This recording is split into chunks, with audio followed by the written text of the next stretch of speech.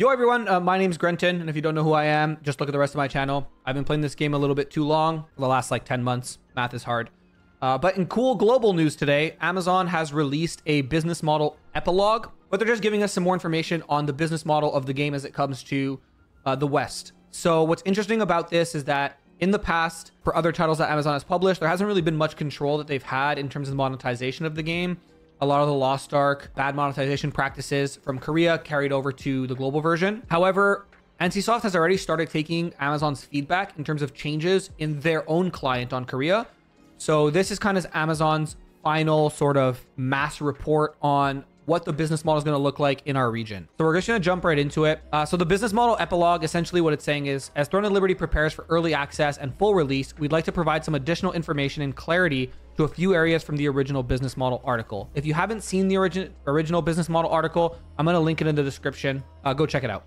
If you haven't had a chance to read through that article, we recommend familiarizing yourself with that content. Essentially, their business model foundation is the following. They want to make sure player self-expression is paramount. Combat and power upgrades must be accessible to all players. Purchasing items from our in-game shop must feel rewarding, but never necessary. So with those in mind, they wanted to cover the following topics. So first, the auction house. So what Amazon is saying is, we believe the auction house is fundamentally important to allow free-to-play players a method to earn the premium currency in game. So if you don't know, on the auction house, the only way to buy items is with the premium currency called Lucent. And when you sell an item, you get Lucent back. So this is a good way for free-to-play players to not have to actually take out their credit cards and swipe. They could farm gear or farm items, sell them, and then kind of make that currency back. The auction house is the hub for the player-driven economy within Throne of Liberty, where players can trade items, gear with each other. Since the premium currency is not required to list items, all players can sell items on the auction house and acquire the premium currency. What you need to list items is Solent. Solent down here is the silver in the game. It's just stuff you get from killing mobs and certain events and stuff like that. As we were designing the auction house, we wanted to place limits on the types of items directly purchasable. Only base level gear can be listed on the auction house. Any gear that has been advanced or upgraded in any way, if traits are unlocked or upgraded, is not eligible to be listed on the auction house. So what they're saying is, if I want to list a piece of gear, I can't list this +10 Wraith Knight's execution armor because it's, well, +10 and it has traits. I'd have to wait and get a piece of gear that it's at +0. Example, these Holy Ghost Fighter Blessed Boots are at +0, but because I've unlocked a second line of the trait, I cannot list that on the auction house. I cannot extract the trait. I cannot turn this into something to sell on the auction house. One of the main goals is to provide a consistent system for free-to-play players to earn currency in game and to use the Lucent earned to acquire content normally locked exclusively behind paywalls. If you choose not to spend a dime, you can earn the premium currency in the game through various activities, from collecting rare drops to sell or to other players on the auction house, PvP rewards, and then with this earned currency, you'll have the freedom to unlock cosmetics, leveling passes, battle passes, and more. So essentially what they're doing is, in Korea, in the past, when you wanted to buy the battle pass, you had to pay real money, Korean won. Just like here, it's showing you Silicium's Blessing. If you wanted to purchase it, it cost 9,900 Korean won, which is equivalent to about $10 Canadian, which is like $7.50 US, if my math is correct. That is no longer the case. Obviously, Silicium's Blessing is not going to be on NA to my knowledge, but the Battle Pass, if you want to purchase it, is purchasable by Lucent for 700 Lucent, and the leveling log as well is purchasable by Lucent. So this is essentially allows free-to-play players the opportunity to buy everything that's accessible to whales in the game. In the past, where if you had to spend $20, $30 on this battle pass and you couldn't pay with Lucent, you had to actually pay $20, $30. So speaking of Lucent, we've seen some players question about how Lucent will function. So Lucent's going to be shared across all characters on your account. Players may earn or purchase Lucent on any server, and then players may also spend Lucent on any server they choose. For example, players with a character on server A can sell items on the auction house to earn Lucent, and then on their other character on server B, they can spend that. Pretty much what that means is your Lucent is just shared across your entire account. Notably, this seems like early access servers.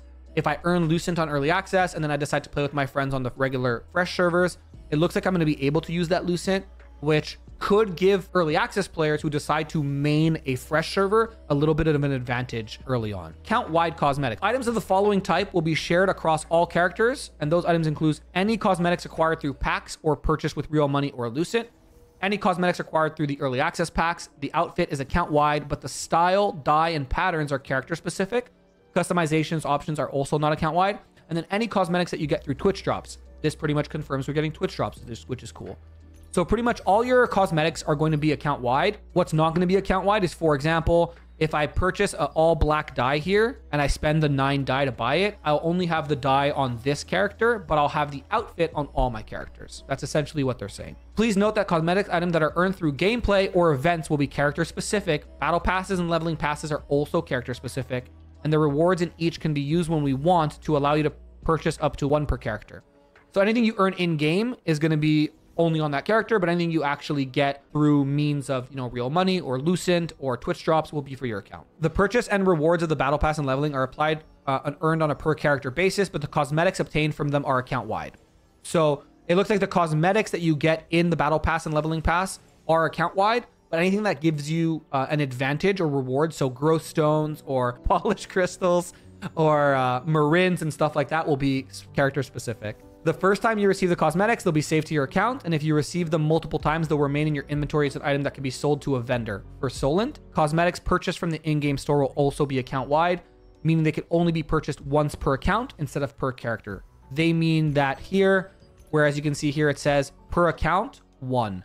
Per account, 1. So if I buy this longbow for 600 Lucent, I've unlocked it for my entire account. Early access pack clarification. So a lot of people have questions about early access packs, if you could dye it, if you could do different things with it. Early access packs, including the Lucent they contain, are granted to your account upon first login. We've also seen a common question from the community asking if the colors of the costumes showcased in the early access are the only options. Absolutely not, which means you could actually dye the outfits, which is awesome. But the fact that you can actually dye your outfit, and it looks like you can even dye the horn color, is sick. This is actually going to be, in my opinion, one of the best costumes. You can make a whole Power Ranger team where everyone in your 6-man static's like a different color. Be pretty cool.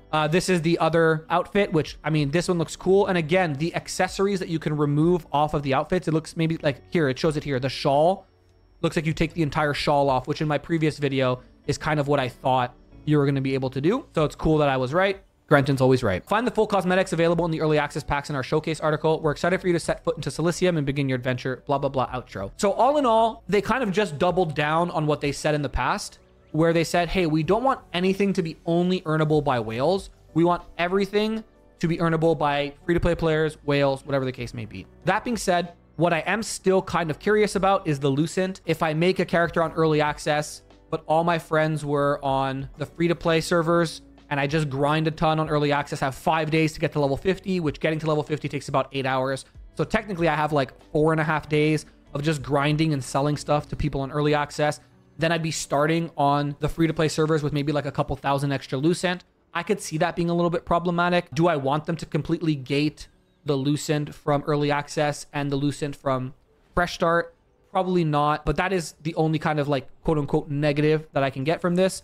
But hey, if you're a free-to-play player, this is really good news. It just kind of shows that Amazon is doubling down and they're not budging on the fact that they want everything that you can earn in-game to be purchasable for Lucent. So example, this Talandre Elite package for 29,000 Korean won.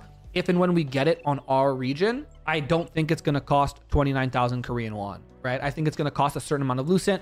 Now, what's that going to mean for the actual Lucent you get in the bundle? Who knows? But all in all, this is a really good update here from Amazon. We're still very patiently waiting for a roadmap. And when we do get that, I'll cover it and I'll post a video. But if you have any questions about their business model or any questions about how monetization works in the game, feel free to leave a comment down below. As always, like and subscribe. I'm trying to post more YouTube content, and you can find me on twitch.tv/notgrenton. I've been streaming for 59 days straight. Not straight, but I haven't taken a day off. I'll see you in the next video. Come hang out in our Twitch chat. I also stream on YouTube now at Simulcast. Stay beautiful and kiss your homies. Mwah. Goodbye.